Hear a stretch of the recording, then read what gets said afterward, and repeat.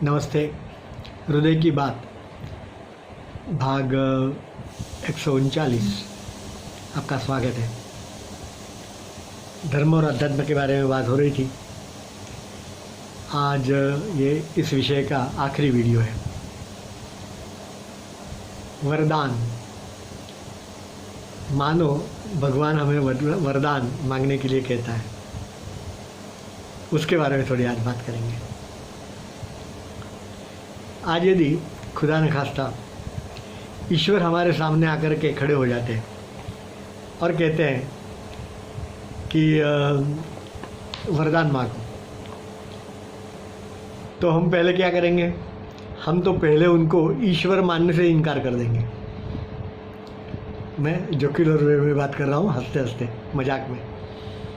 हम कहेंगे तुम्हारा आइडेंटिटी कार्ड लाओ, तुम ईश्वर हो, सही हो, कैसे पता चलेगा? आइडेंटिटी कार्ड लाओ।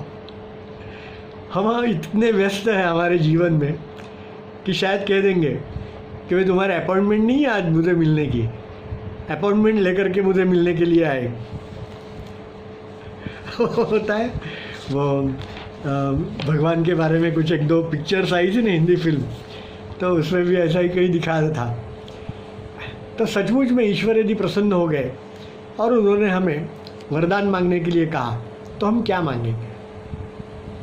अन्न, कपड़ा, मकान, बंगला, लाड़ी, गाड़ी, सब प्रकार की सुविधाएं,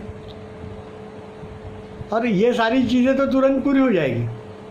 भगवान हाँ भी कह देंगे, आपको मिल ही जाएगा और आपको वो खर्च भी कर देंगे, ख़त्म हो गई बात। फिर क्या? और ये सारी चीज़ें तो बड़े बड़े राक्षस जो थे उनको भी मिल चुकी थी, फिर भी वो कोई टिक नहीं सका। हिरण्याक्ष, हिरण्यकश्यपु, कुंभ निकुंभ, मधु कैटभ, नरकासुर, तारकासुर, रावण, कुंभकर्ण, कितने भी आप नाम लो, ये सारे दिग्गज जो थे उसमें से कोई भी नहीं बचा। और सचमुच में इनकी तपस्या ही इनको खा गई। तो कुछ मांगना ही है तो ऐसा जो कुछ मांगे कि जो शाश्वत हो, चिरंतन हो, जो कभी हमें छोड़ के जाएगा नहीं। आज तक किसी भी महात्मा ने, किसी भी संत ने भगवान से ऐसी कुछ चीज़ें मांगी क्या? नहीं। उन्होंने क्या मांगा? भक्ति। किसी ने क्या मांगा? भगवान के चरणों की सेवा, चरणों में स्थान। अर्जुन ने भी कैसे मांगा आप लोग मालूम है? अर्जुन ने खुद भगवान को मांग लिया। और दुर्योधन ने एक औक्षहिणी सेना, इतनी बड़ी सेना मांग ली, फिर भी वो खुद हार गया और खुद मर भी गया। तो मांगना तो ऐसे मांग लेना चाहिए कि जो हमारे पास हमेशा के लिए रहे। नरेंद्र, उसके घर की हालत अच्छी नहीं थी, तो स्वामी रामकृष्ण परमहंस को जब पता चला तो नरेंद्र को बुला के कहा कि अरे तुम्हारे घर की आर्थिक स्थिति अच्छी नहीं है, तो तुम माँ के पास जाओ, काली माँ के पास, और कुछ मांग लो। तो नरेंद्र माँ के पास गया, 3 बार गया, और तीनों बार वो मांग के आया, मुझे ज्ञान दे, मुझे भक्ति दे, मुझे ध्यान दे। तभी जाकर के वो स्वामी विवेकानंद बन गए। तो हम क्या मांगते हैं भगवान से, ये भी तो हमें सोचना चाहिए।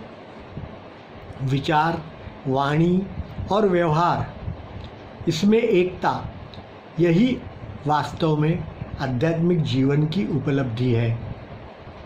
स्वामीनारायण भगवान ने एक जगह पे कहा है कि गधे के ऊपर चंदन की लकड़ी भी रख दो तो उसकी सुगंध जो आएगी उससे उसको कोई फ़र्क नहीं पड़ेगा, उसके लिए तो वो बोझ ही है। तो हमारे लिए भी ऐसा न होना चाहिए। हमें वो समझ में आना चाहिए क्या अच्छा है, क्या बुरा है, और फिर से वही कि इस प्रकार का वरदान मांग ले कि वो हमारे लिए चिरंतन हो। खूब खूब बहुत बहुत धन्यवाद सुनने के लिए। Thank you.